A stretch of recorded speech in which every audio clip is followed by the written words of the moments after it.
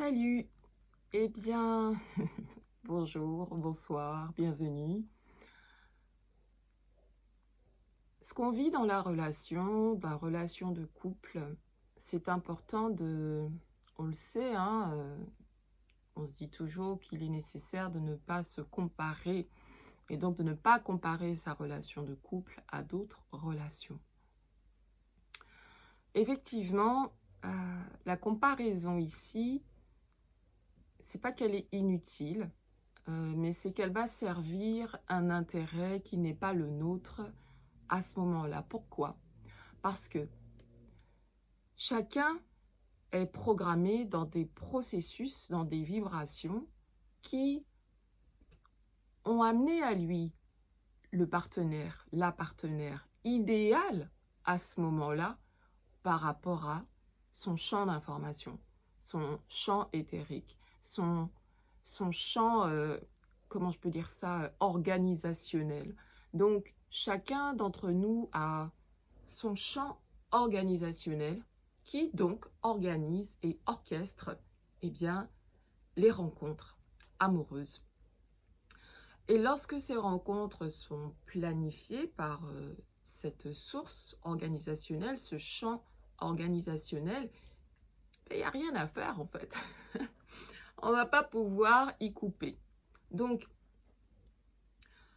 que la relation puisse paraître idyllique, parfaite, avec voilà, ce qui était attendu au niveau du bien-être, ou que ça soit désagréable, inconfortable, la relation, il faut bien comprendre et intégrer une bonne fois pour toutes qu'elle émane d'un espace de nous, un champ organisationnel. Bien. Ce champ organisationnel, la question c'est, est-ce que ce champ organisationnel travaille en notre faveur ou en notre défaveur? Alors, et la réponse, chacun va pouvoir étudier par lui-même. Pourquoi? Parce que ce champ organisationnel, il est à la fois neutre et non neutre. Neutre puisque c'est une programmation qui est construite avec ce que nous portons, ce que nous vibrons, ce que nous sommes venus incarner et ce que nous sommes surtout venus intégrer au travers de cette relation amoureuse. D'accord? Je dis cette relation amoureuse, voilà. Il peut y en avoir une, plusieurs, mais je vais parler là sous une forme unitaire, singulière. Donc, ce champ organisationnel, il est neutre dans le sens où il y a une programmation qui est établie à partir d'un certain nombre d'événements du passé, mais aussi d'un plan plus vaste qui vise à amener par la relation amoureuse une réconciliation intérieure de toutes nos parties fragmentées, perdues, on peut le dire comme ça aussi, oubliées.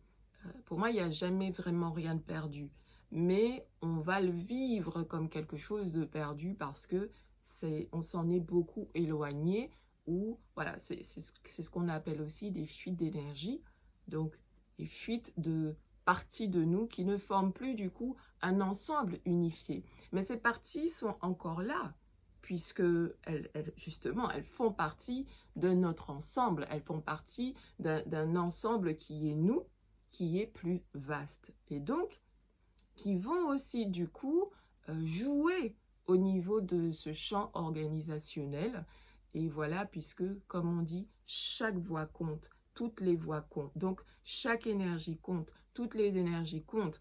Donc, tout ce qu'on a pu dans le passé perdre en énergie, toutes les fois où, eh bien, on a été séparés de notre compréhension originelle, de notre compréhension, pardon, légitime, de ce que nous sommes, de ce qu'est l'autre et de ce que signifie la rencontre. La rencontre entre soi et l'autre. La rencontre finalement de plusieurs espaces intérieurs qui vont pendant du coup justement un espace-temps, eh bien, s'allier pour jouer un duo, jouer une partition ensemble.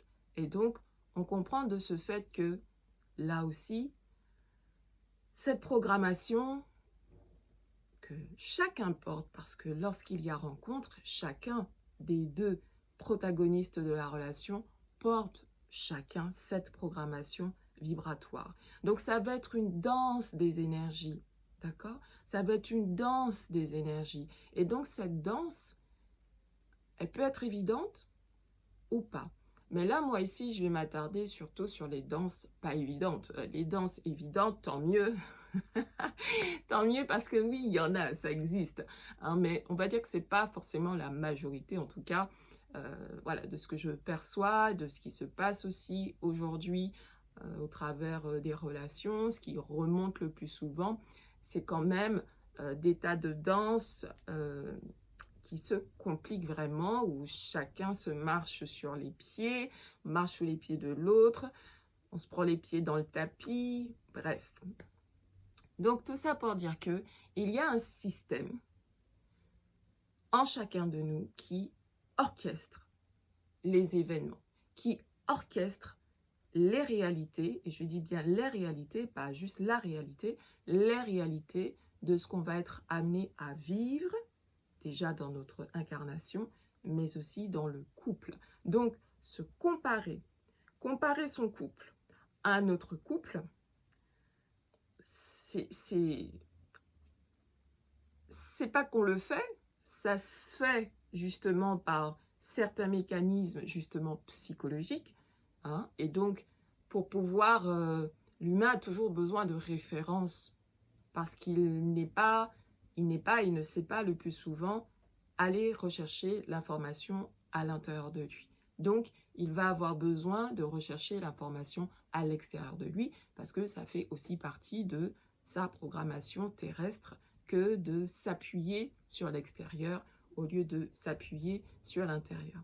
Et c'est OK de le faire comme ça aussi, surtout lorsque, eh bien, de plus en plus, on fait cette bascule intérieure pour aller faire ce que je parle de plus en plus, c'est faire ce décodage vibratoire, cette lecture vibratoire des événements et non-événements, des interactions de soi à l'autre et dans le rapport à l'autre. Donc, se comparer sa relation, eh bien, il faut juste l'utiliser intelligemment. Donc, lorsqu'il y a comparaison entre sa relation de couple et ce qu'on peut voir chez les autres, qu'on va du coup fantasmer, projeter, etc., il y a quand même un risque avec ça. Le risque de passer à côté du réel de sa relation. Pourquoi notre système organisé, plus le système organisé de l'autre, ont amené cette rencontre et amènent tout ce qui est vécu, de la manière dont c'est vécu dans cette relation particulière. Okay? Donc, aucune relation, pour moi, n'est ordinaire. Ce qui est ordinaire, c'est notre regard, notre vision, lorsque l'on n'a pas effectivement la conscience que tout ce qui se produit dans cette relation a une raison d'être beaucoup plus vaste, beaucoup plus profonde que juste ce qui est vu au premier abord. Et donc, amener cet état de conscience est de plus en plus important. Certaines personnes ont, à partir d'un certain cheminement, eh bien, fait beaucoup de travail sur elles, beaucoup d'avancées, notamment dans le domaine du développement personnel, voire spirituel, mais malgré tout, dans la relation, ne parviennent pas réellement à accueillir l'autre dans tout ce qu'il est et dans tout ce qu'il représente. Parce que là aussi, il peut y avoir encore beaucoup de projections et d'attentes sur l'autre. Que l'autre corresponde beaucoup plus à la vision spirituelle ou à la vision d'un certain cheminement de développement personnel. Or, cette relation, si elle existe, elle est au départ établie par nos deux champs organisationnels pour pouvoir vivre une certaine restitution d'énergie, une certaine intégration.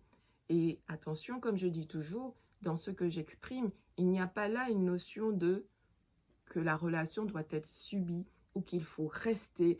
Je ne discute pas de ça parce que c'est une fois de plus ce champ organisationnel plus le champ organisationnel de l'autre qui vont au final décider une fois que les intégrations ont été menées ou que il n'y a plus, il y a comme une impasse en fait. Il y a comme une impasse et que ce qui voulait amener une certaine évolution, lorsque cette évolution est arrivée à son terme, que au niveau de l'ego, l'ego va poser une polarité de jugement, de c'est bien, c'est pas bien, on se quitte pas, enfin bref, etc. Il y a une dimension de nous plus intelligente qui, elle, eh bien, elle sait où on en est et à l'horizon lointain ou pas lointain, hein, parce que là, ça dépend toujours de notre échelle en temps terrestre, qui, elle, sait eh bien, le réel de cette relation. Mais ça ne veut pas dire que on doive juste se dire que on a une dimension de nous intelligente qui orchestre les événements et donc on est là et puis hop, voilà. Non, ça veut dire rentrer en collaboration et en connexion avec cette dimension de nous qui sait, cet espace d'intelligence en nous qui sait, cet espace d'amour intelligent en nous qui sait, le réel de la relation, et pour pouvoir à ce moment-là, eh bien, être dans quelque chose qui va devenir un lien, une connexion de conscience à conscience.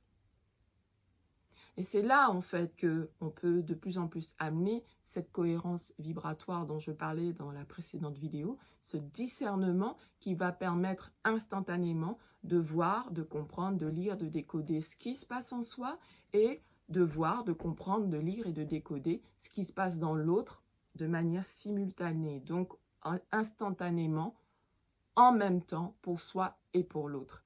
Et là, ça change énormément notre posture, ça change énormément notre rapport à l'autre, ça change énormément, eh bien, ces conditions où on va cesser de subir la relation pour vraiment